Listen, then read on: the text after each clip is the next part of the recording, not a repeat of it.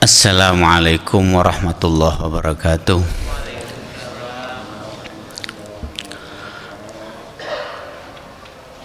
Alhamdulillah haqqa hamdihi wa asyhadu an la ilaha illallah wahdahu la syarika lahu syahadata abdihi wa asyhadu anna sayyidana Muhammadan abduhu wa rasuluhu al-wafiyyu bi ahdihi. Allahumma salli wa sallim ala sayyidina Muhammadin wa ala alihi wa ashabihi min ba'dih. Ma'asyiral hadirin rahimakumullah. Sebelum kita lanjutkan pengajian kita kali ini, mari kita berkirim Fatihah dulu untuk orang tua kita, leluhur kita, saudara kita, guru-guru kita. Semoga Allah menerima amal ibadah mereka. Semoga Allah menghapus dosa-dosa mereka. Liqada'i hawaijina wa likulli niyatin salihah ma nawaina. Al-Fatihah. A'udzu billahi minasyaitonir rajim. Bismillahirrahmanirrahim. Ar-Rahmanir Rahim. Maliki yaumiddin. Iyyaka na'budu wa iyyaka nasta'in. Ihdinas siratal mustaqim. Shiratal ladzina an'amta 'alaihim ghairil maghdubi 'alaihim waladdallin.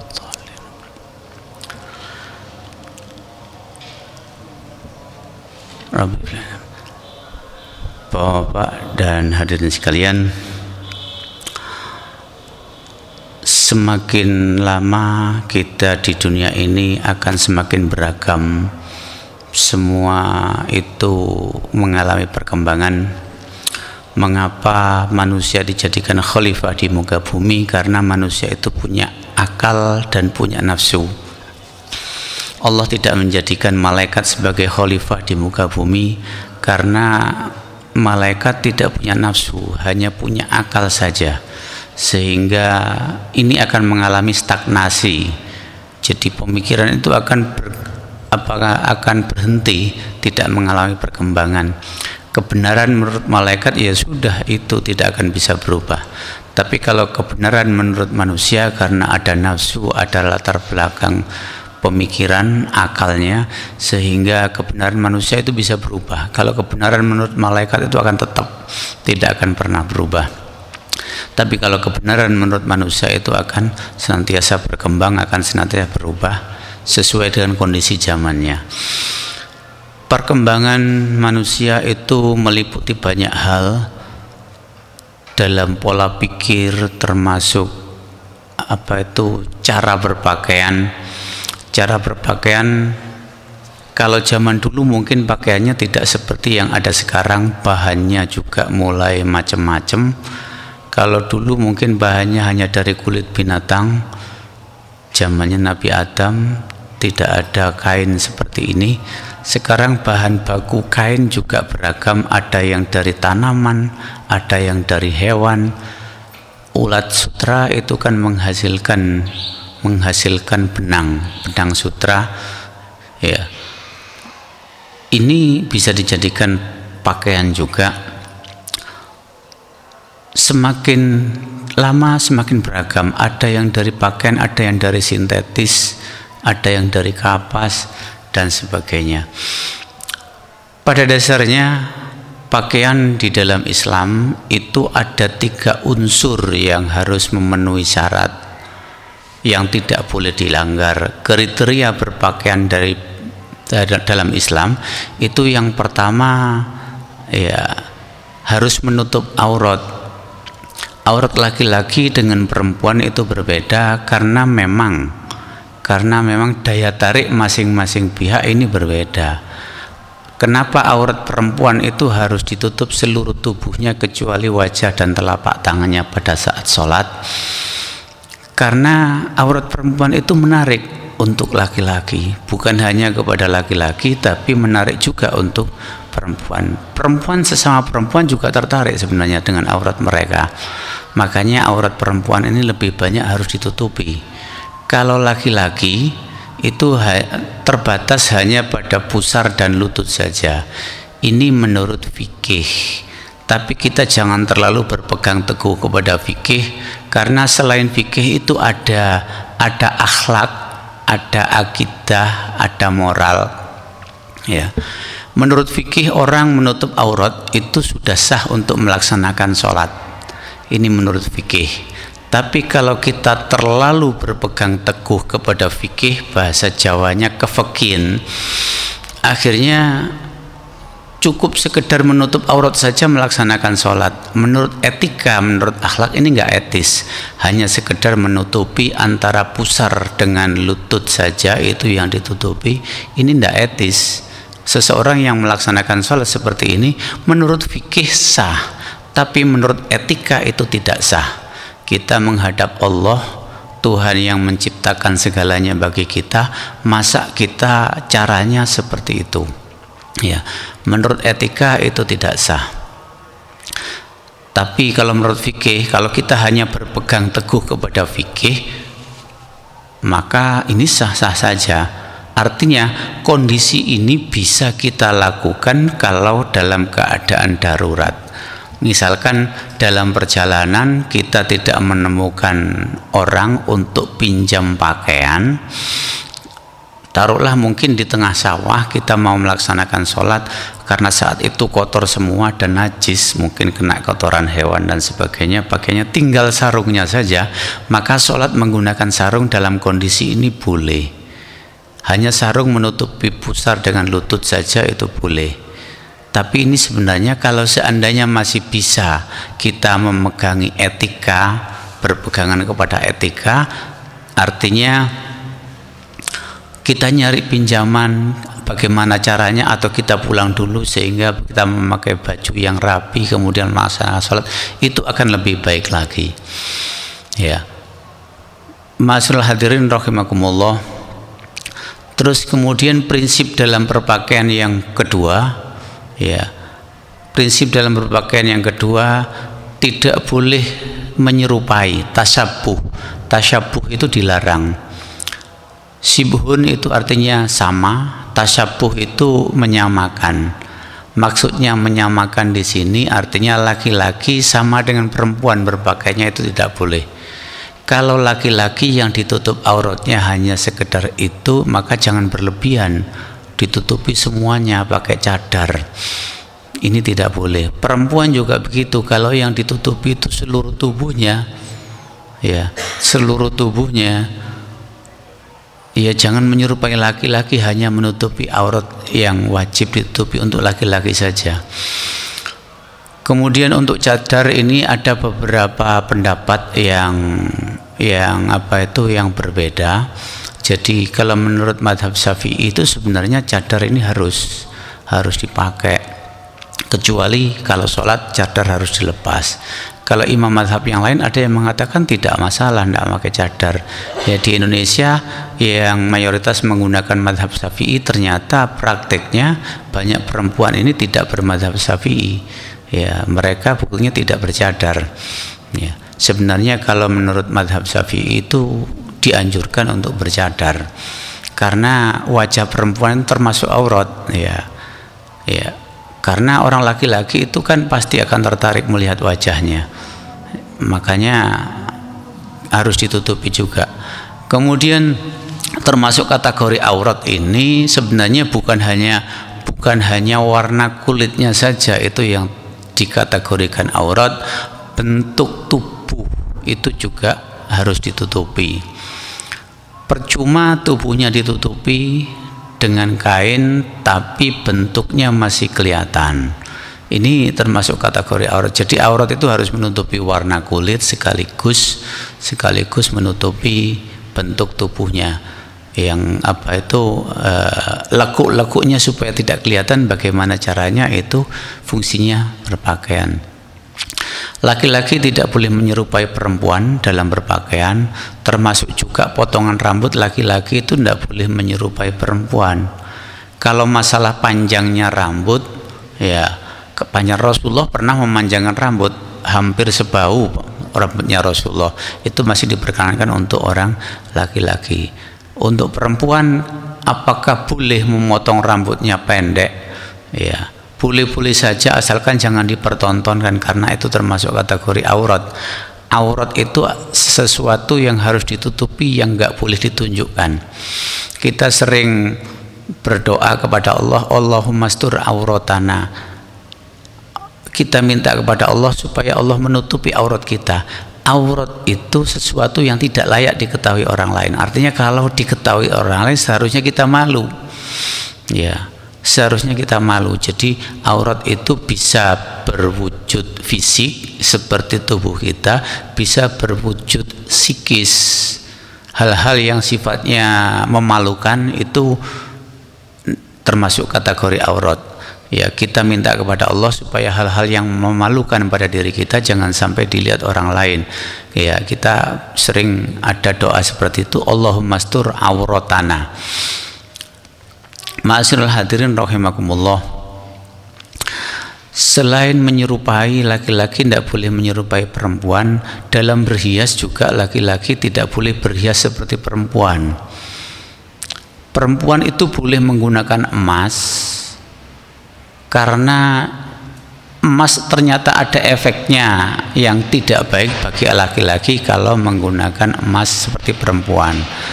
Jadi emas itu ternyata berpengaruh pada sirkulasi darah kita. Ya, komposisi darah kita itu akan berubah, akan berbahaya bagi tubuh. Tapi kenapa kok perempuan boleh menggunakan emas? Karena perempuan setiap bulan itu ada darah yang dikeluarkan. Ini ternyata rahasia mengapa Rasulullah melarang laki-laki menggunakan emas sedangkan perempuan itu boleh. Jadi emas itu punya efek pada sirkulasi darah kita. Kalau perempuan itu tidak masalah menggunakan emas karena setiap bulannya darahnya dikeluarkan.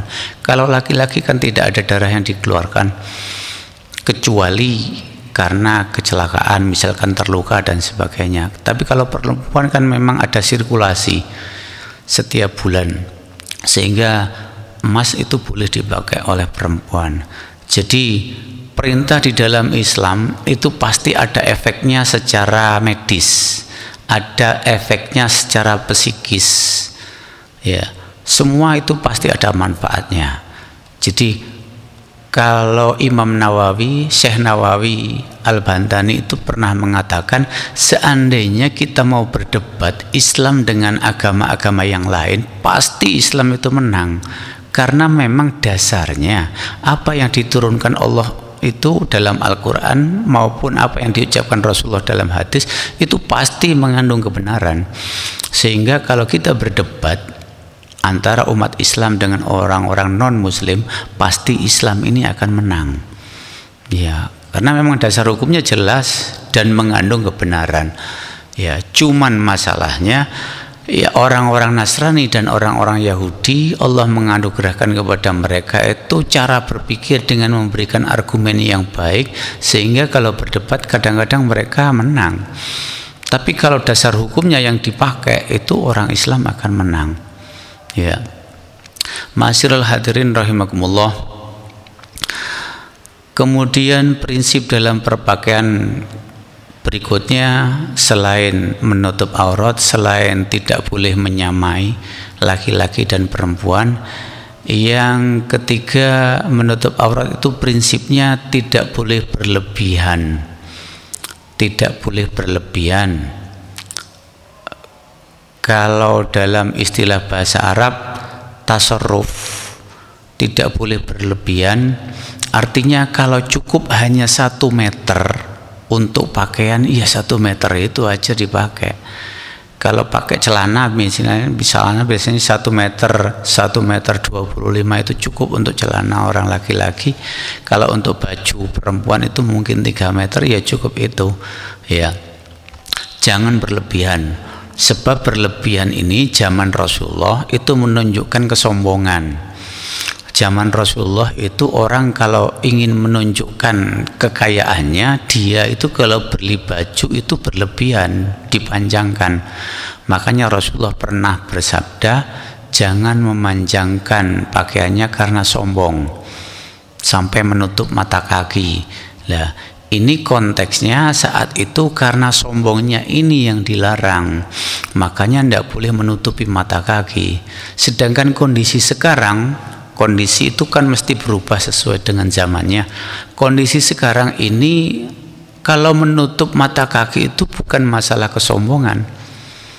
Sedangkan sekarang kondisinya kalau orang pakai pakaian waktu sholat kok dicincing, dilinding kayak orang mau ke sawah, ini kan kurang etis. Kemudian ya permasalahannya menutup mata kaki itu kalau bukan karena kesombongan berarti tidak apa-apa.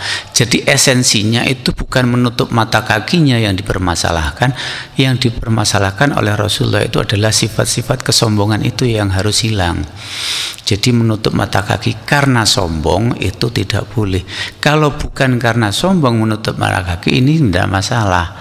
Jadi ada beberapa perbedaan dari beberapa golongan. Ada yang sholatnya itu berusaha untuk tidak menutup mata kaki karena Rasulullah memerintahkan. Sebenarnya perintah Rasulullah itu bukan pada mata kakinya, tapi perintahnya itu untuk menghilangkan kesombongannya. Ya, berpakaian seperti itu tidak boleh berlebihan. Berlebihan dalam pengertian berlebihan ukurannya, atau berlebihan dalam aksesorinya, atau berlebihan dalam harganya. Ya, kita jangan terlalu mahal. Kondisi sekarang ini kita jangan berpakaian yang mahal-mahal karena banyak orang membutuhkan. Alangkah baiknya harga yang dipakai untuk membeli itu kita belikan harga yang murah, sisanya itu disedekahkan. Karena sedekah ini ternyata bisa menangkal segala macam musibah. Kita dijauhkan dari musibah itu bisa karena kita bersedekah. Ya, bala atau musibah itu bisa kita cegah, bisa kita tangkal, bisa kita jauhkan dengan bersedekah. Ma'asyiral hadirin rahimakumullah, yang keempat, prinsip-prinsip dalam berpakaian selain menutup aurat, selain menyerupai, kemudian tidak boleh berlebihan. Yang keempat, tidak boleh untuk pamer. Jadi pakaian itu tidak boleh digunakan untuk pamer sehingga kita disebut orang kaya, itu tidak boleh. Kita memakai perhiasan, biasanya orang perempuan yang suka memakai perhiasan, perhiasannya sudah banyak, berlebihan lagi sampai dia diperbudak oleh hartanya. Saya pernah menjumpai di dalam bis ada seseorang perempuan kepingin dilihat orang bahwa dia itu punya gelang emas banyak, jadi lengannya itu dipingkis supaya dilihat orang, dan duduk di belakang supir bis di pinggir jalan, bukan yang mepet jendela, itu yang di sebelah jalan. Sebenarnya kalau dia ngerti menunjukkan harta seperti itu tidak boleh. Pamer itu tidak boleh. Ngapain kita harus pamer? Kita kalau sadar kita lahir ke bumi tidak membawa apa-apa, dan nanti kita mati juga tidak membawa apa-apa. Harta yang kita miliki itu pada hakikatnya kan titipan dari Allah. Titipan itu harus kita pelihara, kita jaga, bukan ditunjukkan, ini loh saya dititipi banyak. Bukan seperti itu. Itu akan mengundang permasalahan. Orang lain bisa berbuat jahat kepada kita. Ya, dalam berpakaian kita tidak boleh ada unsur riya, ada unsur kepingin dilihat orang, ada unsur kepingin diagungkan orang, kepingin dihormati. Memang dalam bahasa Jawa itu ada peribahasa ajining rogo songko busono. Seseorang itu memang terpengaruh oleh pakaiannya. Orang akan menghargai kita kalau cara berpakaian kita itu baik. Kalau cara berpakaian kita buruk, maka orang tidak akan menghargai kita. Zaman dahulu, zaman kerajaan-kerajaan besar setelah Rasulullah wafat, kan muncul kerajaan-kerajaan besar. Ya, banyak orang yang memang berusaha meninggalkan dunia ini, berusaha untuk hidup zuhud, memanfaatkan harta benda di dunia ini secukupnya saja, tapi di mata masyarakat akan dipanggil sebagai orang gila karena dia itu nggak memakai pakaian sepantasnya, akhirnya tidak dihormati orang. Ada beberapa orang yang memang menyukai kondisi seperti ini. Dia lebih senang tidak dihormati orang di dunia, tapi diberi tempat yang layak di akhirat. Bahkan ada beberapa ulama yang berdoa kepada Allah, ya Allah jangan engkau tunjukkan karomah saya di dunia, sebab kalau ditunjukkan kekeramatannya di dunia maka kekeramatannya di akhirat itu akan dikurangi. Dia tidak mau keramatnya di dunia ini nampak. Ada seperti itu, ya. Ada yang seperti itu. Ada orang yang memang kepingin di dunia dilihat orang, ya. Cuman bagaimanapun juga kita sebagai umat Islam harus menggunakan pakaian yang sesuai dengan kondisinya, kita pantaskan. Jangan kita nyalai aturan. Sebaiknya kalau pantasnya seperti ini ya sudah pakai itu. Apalagi aparatur sipil negara itu harus menggunakan pakaian sesuai aturan yang ada. Kita jangan nyalai aturan yang ada. Cuman dari aturan yang ada itu masih ada keleluasaan kita. Misalkan ukurannya itu jangan dikurangi, ya. Misalkan pakai seragam ini ya ukurannya jangan dikurangi sampai auratnya kelihatan, ya. Ma'asyiral hadirin rahimakumullah, fungsi berpakaian itu sebenarnya ada 3. Ada fungsi religius untuk menutup aurat sesuai dengan ketentuan agama. Yang kedua fungsi kesehatan, ya, fungsi kesehatan. Jadi kita memakai pakaian itu supaya kita tidak sakit, tidak mudah masuk angin. Kalau misalkan hujan kita pakai mantel hujan atau jas hujan, itu supaya itu fungsi kesehatan. Yang ketiga adalah fungsi estetika, fungsi keindahan. Jadi kalau kita berpakaian maka sebaiknya kita penuhi ketiganya ini. Fungsi agamanya, fungsi religiusnya terpenuhi, jangan sampai aurat kita terbuka atau pakaian kita masih memberi celah untuk terbukanya aurat. Yang kedua ada fungsi kesehatan, fungsi medis. Jadi tujuannya supaya kita sehat. Baju yang kita gunakan itu memang sebaiknya bisa memberikan kesehatan kepada kita, mencegah kita masuk angin, mencegah kita kehujanan, supaya kita bisa lebih hangat. Kalau memang hawanya panas, mungkin bisa mengurangi suhu panas kita. Jadi kita harus menyesuaikan warna pakaian sesuai dengan kondisi di daerah tersebut, ya. Ini fungsi medis. Dan yang ketiga adalah fungsi estetika. Pakaian itu dibuat seindah mungkin supaya orang melihat kita itu senang, menyenangkan hati orang. Hanya dengan sekedar menunjukkan pakaian yang bagus itu sudah berpahala, ya. Tersenyum kepada orang itu sebenarnya pahala. Cuma masalahnya sekarang ini ada aturan kita harus menggunakan masker, otomatis kita tersenyum bagaimanapun juga orang lain nggak bisa melihat, ya. Ini salah satu ekses negatif dari kebijakan-kebijakan yang ada. Tapi bagaimanapun kebijakan itu dibuat supaya ekses positifnya itu lebih tampak, lebih bisa dirasakan. Ma'asyiral hadirin rahimakumullah. Jadi kalau seandainya kita mau merancang busana, harusnya ada beberapa prinsip yang tidak boleh dilanggar. Kemudian ada beberapa fungsi berpakaian ini yang harus diterapkan. Jadi fungsi pakaian itu mestinya harus memenuhi 3 fungsi ini: fungsi religius, fungsi medis, dan fungsi estetika. Jangan hanya mengejar estetikanya saja tapi auratnya terbuka, mengejar estetikanya saja tapi fungsi medisnya tidak ada.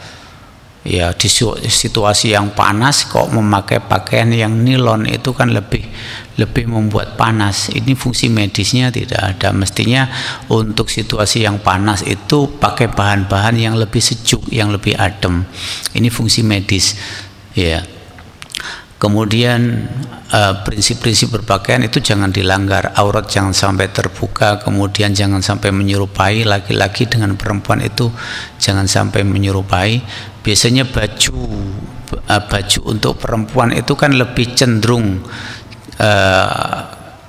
ke perempuanannya, misalkan menggunakan aksesori hiasan-hiasan seperti bunga-bunga dan sebagainya kan untuk perempuan. Tapi suatu ketika memang orang laki-laki tidak dipermasalahkan menggunakan hiasan-hiasan yang dipakai perempuan, sepanjang itu wajar untuk laki-laki. Yang tidak diperbolehkan itu kan menyerupai laki-laki kok seperti perempuan menggunakan daster. Ini tidak boleh. Sebenarnya seperti misalkan kita sering melihat pada saat ada karnaval, orang kepingin diketawakan orang, ya dia memakai baju perempuan pura-pura hamil dan sebagainya. Sebenarnya ini tidak boleh, ini hukumnya haram. Laki-laki menyerupai perempuan ini haram hukumnya, walaupun tujuannya untuk menyenangkan. Kalau menurut fikih itu haram mutlak, tidak bisa diganggu gugat. Tapi kalau menurut teori-teori yang lain, kalau menurut teori usul, kalau menurut akidah, ya pahala dan dosa yang ditimbulkan ya diperkirakan kira-kira besar mana pahalanya. Kalau memang besar pahalanya berarti dosanya akan habis, ditutup oleh pahalanya. Tapi kalau kira-kira besar dosanya maka pahalanya akan habis. Ya, seperti itu. Jadi kalau memang pahalanya menyenangkan hati orang itu diperkirakan lebih besar, ya maka dosanya akan habis. Seperti halnya begini, ada seseorang pacaran mau menikah. Pacaran, apa hukumnya pacaran? Ini pernah dilontarkan siswa saya, Pak, apa hukumnya pacaran? Pacaran itu macam-macam, mau hukum yang mana? Tapi pada dasarnya pacaran itu haram karena bukan muhrim. Tapi kalau tujuannya pacaran hanya sekedar ta'aruf, kepingin mengenal kemudian ngobrol, ini kan termasuk kategori pacaran. Sepanjang kepingin ngobrol yang tujuannya untuk dinikahi, pahalanya yang lebih besar karena separuh keimanan itu ada pada pernikahan. Orang kalau sudah menikah itu separuh keimanannya dia akan dapatkan. Jadi sebelum menikah seseorang itu maksimal imannya itu separuh. Kalau sudah menikah baru dia itu akan sempurna imannya. Karena pahalanya begitu besar menikah, seseorang yang tujuannya untuk menikah, mengenal seorang wanita, yang penting jangan sampai melanggar syariat, pegang-pegangan tangan, jaraknya begitu dekat sehingga setan itu muncul. Ini yang tidak boleh terjadi. Pacaran yang sekedar ta'aruf itu boleh-boleh saja karena tujuannya untuk mendapatkan pahala yang lebih besar, yakni menikah. Walaupun di situ ada unsur dosanya. Laki-laki ketemu perempuan yang bukan muhrimnya, ini kan dosa sebenarnya, haram. Cuman pahalanya akan lebih besar. Kalau pahalanya lebih besar, ini diperbolehkan melakukan hal-hal yang seperti tadi, berkenalan, kemudian ta'aruf, berkunjung ke rumahnya, mengenal keluarganya, sekedar ngobrol, kepingin tahu, karena tujuannya yang lebih besar lagi. Ya, yang lebih ekstrim menurut madhabnya Daud Adz-Dzahiri, seseorang yang mau menikah itu yang lebih ekstrim. Ya, seseorang yang mau menikah itu boleh melihat aurat lawan jenisnya. Laki-laki kan berhak memilih siapa yang mau dinikahi, ini boleh melihat auratnya. Ya, ini memang sangat ekstrim di Indonesia, sangat dijaga, jangan sampai madhabnya Daud Adz-Dzahiri ini masuk ke Indonesia. Karena madhab ini kurang sesuai dengan kultur bangsa Indonesia, termasuk di dalamnya seorang wanita itu boleh menikah tanpa wali. Ya, ini menurut madhab ini, makanya madhab ini nggak sesuai di Indonesia. Banyak ulama melarang madhab ini berkembang di Indonesia karena berbahaya akan terjadi banyak pelanggaran. Ya, pelanggaran menurut kita akan banyak terjadi pelecehan terhadap wanita. Ya, karena itu salah satunya seorang wanita itu boleh menikah tanpa wali. Ya, cukup laki-laki, kamu saya nikahi, mas kawinnya diberikan, sudah selesai. Ini menurut itu. Di Indonesia menurut mazhab Syafi'i yang banyak dianut oleh sebagian besar penduduk Indonesia itu tidak diperkenankan. Makanya mazhab itu tidak berkembang di Indonesia, dan hasil kesepakatan para ulama, hasil uji kelayakan, hanya ada 4 madhab yang layak untuk kita pakai. madhabnya yang lebih tua itu Imam Hanafi, kemudian ada Imam Malik hampir semasa dengan Imam Syafi'i, yang terbaru itu Imam Ahmad bin Hambal. Ada 4 madhab ini yang teruji kelayakannya sehingga madhab-madhab yang lain itu jangan sampai ada di Indonesia. Dalam anggaran dasar dan anggaran rumah tangganya NU itu juga memperbolehkan menggunakan salah satu madhab ini, boleh menggunakan salah satu madhab dari 4 madhab ini boleh, sehingga kalau kita menggunakan madhab Maliki itu boleh ya. Yang penting madhab itu digunakan secara utuh, jangan dipotong-potong.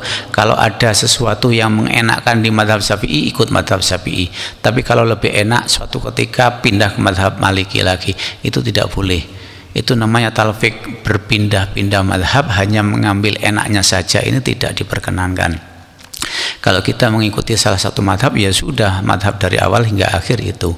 Kalau kita misalkan dalam kondisi kita mau melaksanakan ibadah haji, kemudian di sana kalau madhab Syafi'i diterapkan itu agak kesulitan, makanya kita segera pindah madhab saja saat itu.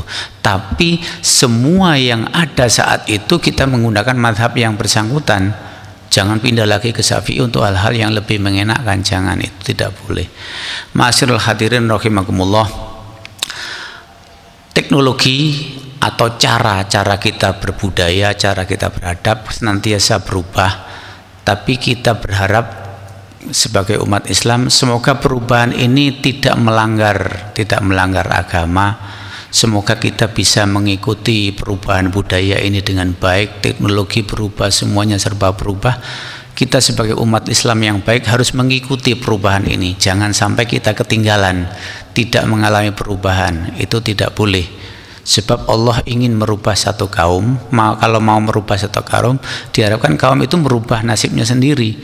Ya. Innallaha la yughayyiru ma biqaumin hatta yughayyiru ma bi anfusihim. Allah tidak akan merubah nasib satu kaum sampai kaum itu sendiri yang merubah nasib mereka. Jadi kalau kita mau berubah, mau mengikuti perkembangan, ikuti saja. Yang penting jangan sampai melanggar agama.